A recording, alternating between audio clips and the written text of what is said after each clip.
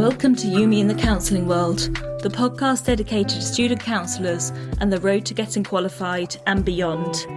Today I'm back and I want to talk about why it is important to set the scene with your clients.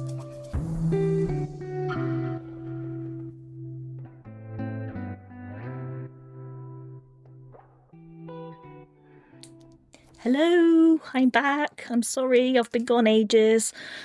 Oh dear, it's really difficult, isn't it? I'm not even going to go there today. I spend my whole time explaining why I'm not here and why I've not been able to post an episode. But do you know what? I really wanted to sit down with you today and just have a real quick chat about a couple of things that have been kind of coming up for me in my private practice recently, and also with my own students at the college. And so I felt that this would be a really good, quick episode to just come and say hi and to let you know that I'm still here and I'm still thinking of you all. And it's just manic right now, but I've got so much I'm trying to get done. But I thought, I just really want to come and chat to my guys. So hello, it's really nice to be back. I hope you're all doing well. And it's nearly, it'll almost be September soon, which I think is really depressing. I love the sun and I love it when it's sunny. And I just enjoy being in nice weathers. But actually it looks like it's a bit ropey here today. I feel like I always talk about the weather on this podcast for some reason. I guess everyone does, maybe. Do they? Have you ever heard other people talking about the weather on a podcast? Maybe I need a different niche.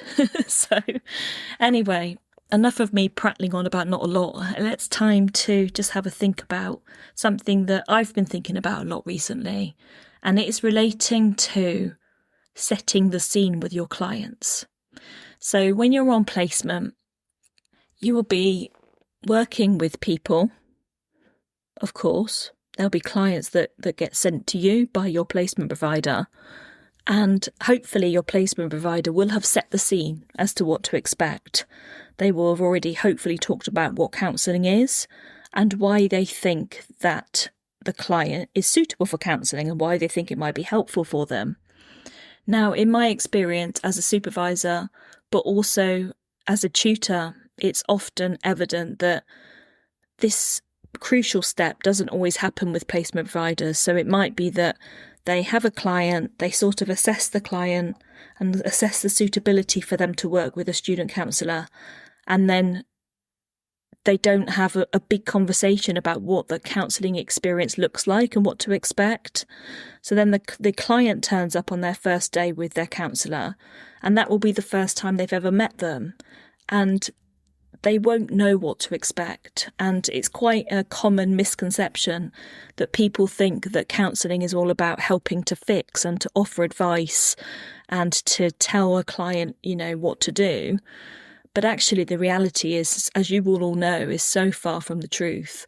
The reality is that actually we spend a lot of time working with the client on their stuff because they are the expert on them, not us as a therapist. This is especially relevant if you are working in a person-centred way, because as you know, Carl Rogers believed that the client is the expert.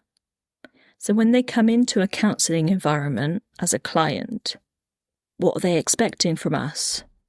Do they want advice? Do they want guidance? Do they want assistance? And what can be really confusing for a client, especially if you work predominantly in a person-centred way, is they sit down and they're expected to drive the car, aren't they? And I use that analogy a lot with supervisees, that in person-centred therapy, the client is the one driving the car and the counsellor is the passenger.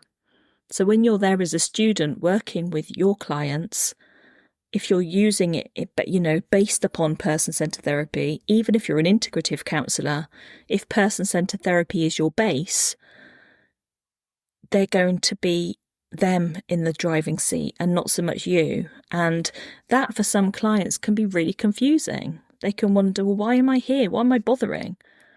But the reality is that we need to set the scene and talk about what to expect. And I think that it's really important for that to be done on that very first time that you meet them. And equally, what's important about that is when people come in, they're often nervous. It's their first session. They've only just met.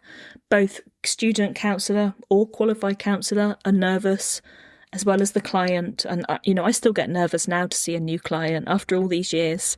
So I don't think it's something that goes away for people. I think we become more confident in our abilities, but I still get nervous to meet new people because I never know what they're going to bring into a session or what they need. It's all about setting the scene, and the way that you can do that before the client comes in feeling very nervous and they just want to spill everything and tell you everything, we have to kind of put the brakes on that a little bit. And one way that I like to do that is to say to them, I'm aware that you will have quite a lot that you want to talk to me about today, and I promise that will be available to you. This will be your space.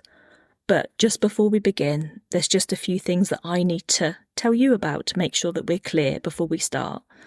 And then I would very much talk about, this is your safe space, it's confidential. I'm not here to offer you advice, and I'm not here to tell you what to do, but I am here to facilitate you in walking the road to discovering what you need. So I would say something a bit like that, which is a bit cheesy, right? But it's something around how you're going to walk alongside your client. You're going to be with them. You're going to help them to explore. You're going to help them to understand. But you're not going to be there to tell them what to do. You can't fix it for them. And that's a real hard learning curve for lots of counsellors. That feeling of, I can't fix my client. I can't make all of this go away for them. And no, quite rightly, we can't, because the work is being done by the client. For this to be a good, permanent fix, they need to be the people that fix themselves. They need to become their own therapist at the end of all of this. And that's so crucial, because what we want long-term results for people. We want them to be able to go off and understand themselves fully. Now, they're not going to get that if we're trying to fix things and we're offering them lots of advice, and we are telling them what we think that they should do and offering them some advice in terms of even CBT. Sometimes people can end up going into this place where, as a therapist, the CBT therapist is telling the client what to do. But actually the reality is it should be done collaboratively, like together, working out what is the best way forward and what can the client do and what can they not do. Because if it's not in their control, especially if they're a people pleaser, there will be a chance that they will just do the thing to please the therapist, not for themselves, but for the therapist. Or equally, there's a chance that they just won't do it at all and won't engage in therapy. Because I don't know about you, but I find advice pretty useless, because unless somebody is me and they walk in my shoes, I don't see how they can give me advice that's helpful. And sometimes, don't get me wrong, sometimes I might ask someone for a bit of advice, right? Of course, don't we all? But that's not where we work to in that counselling space. The counselling space is about the client coming up with their own reasons, with their own ideas, with their own ways forward, with their own decisions. All of that is so important. But if a client doesn't know what to expect, they can be left feeling disappointed by the therapy process. They can be left feeling unsure about why they're bothering to come in the first place. But by setting the scene and managing people's expectations from the start, I think you're setting yourself off on a better road with them, because they're aware and you can answer questions. And some people would argue, well, isn't this done in the contract? And yeah, of course, the contract is there to give a little bit of information.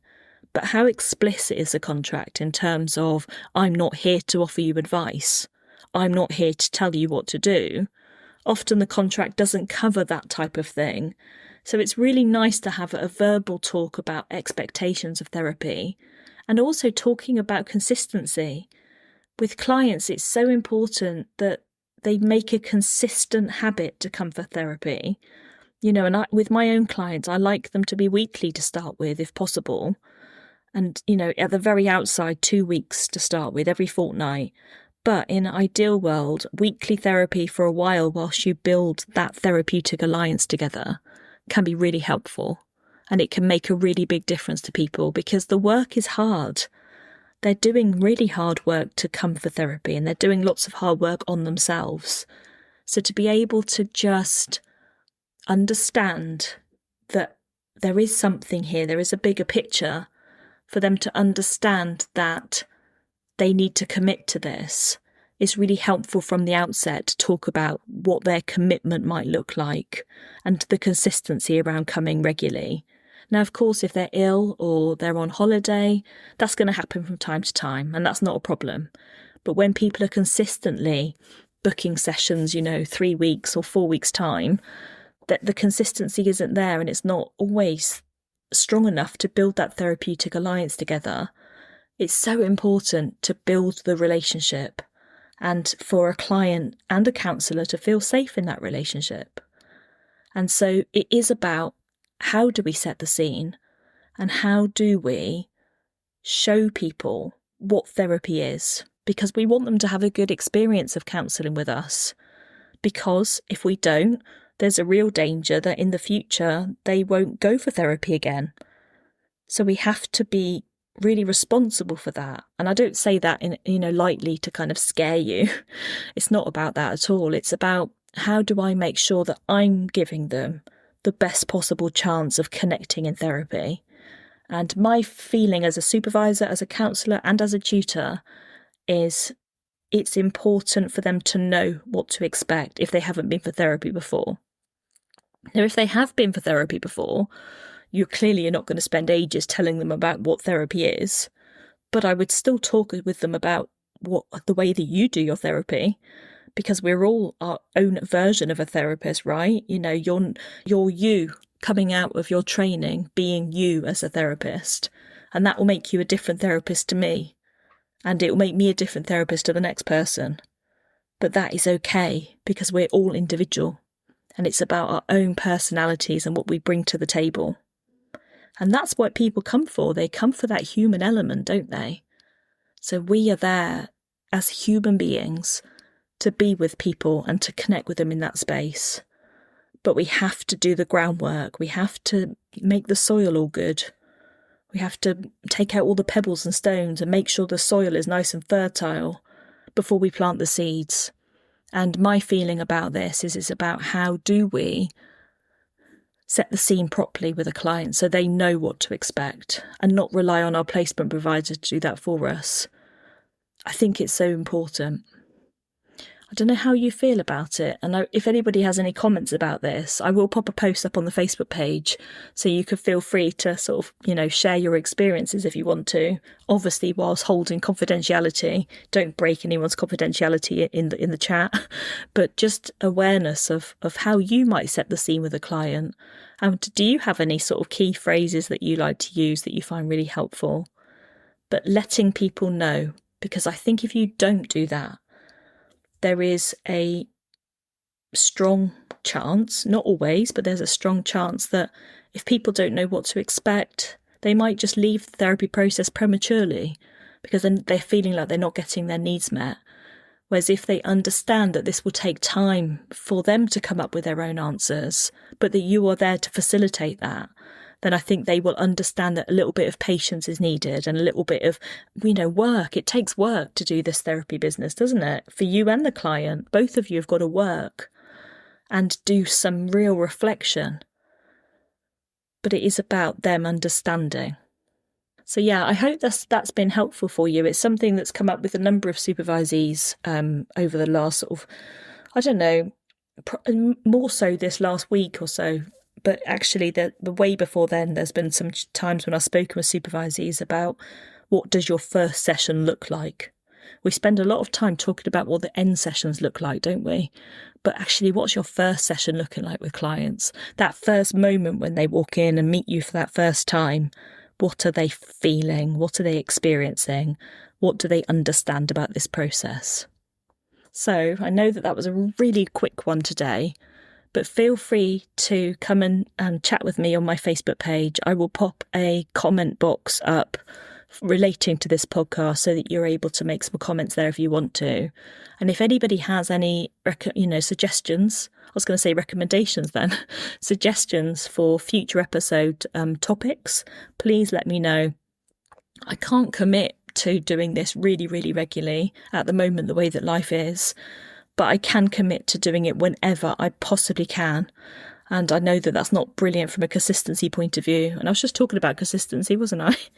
But all I can say is that I really want to keep on putting content out there whenever I possibly can. And I will continue to do that. But I'm sorry it's a bit sporadic at the moment. I hope you can all understand. But anyway, thank you so much for taking the time to tune into this one today. If you'd like to leave me a 5-star review, feel free, and you can do that on your platform of choice, wherever you listen to your podcasts. Please feel free to share this podcast with anybody that you know that might be interested.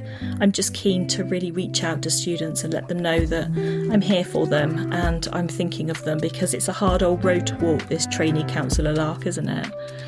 Take the very best care of yourselves. If you go off on holiday, have the best time, and I will catch up with you really soon. Take care. Bye-bye.